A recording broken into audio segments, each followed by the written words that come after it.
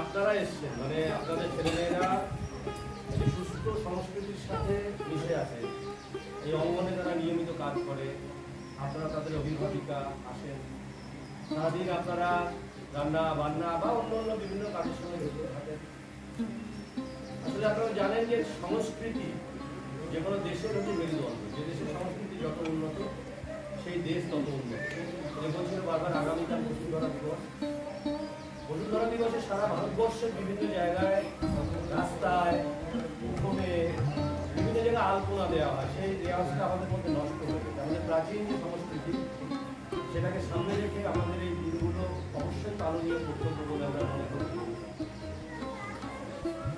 সংস্কৃতির অঙ্গনে আপনাদের ছেলেমেয়েদের ছেড়ে দিলে অন্তত ডাক্তার ইঞ্জিনিয়ার না হোক একজন মানুষ হবে, এটা আমরা বিশ্বাস করি।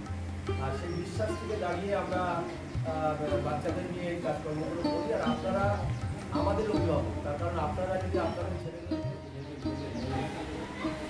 তার ঘরে এসে নেই, সে এই উষ্ণতাটাকে সহ্য করে সেগুলো রোজগারের জন্য রাস্তা নিচ্ছে। কিন্তু আমরা পারলে এই সারা বিশ্বকে পাল্টে দিতে পারি, প্রকৃতিকে ভালো রাখতে পারি, সেই প্রচেষ্টাটা শুধুমাত্র আপনাদের কাছে আজকের একমাত্র প্রচেষ্টা করা।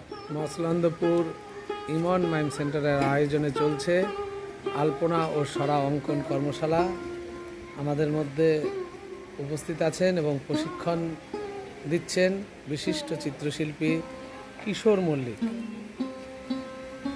বিশেষভাবে সহযোগিতায় সংস্কৃতি মন্ত্রক, ভারত সরকার।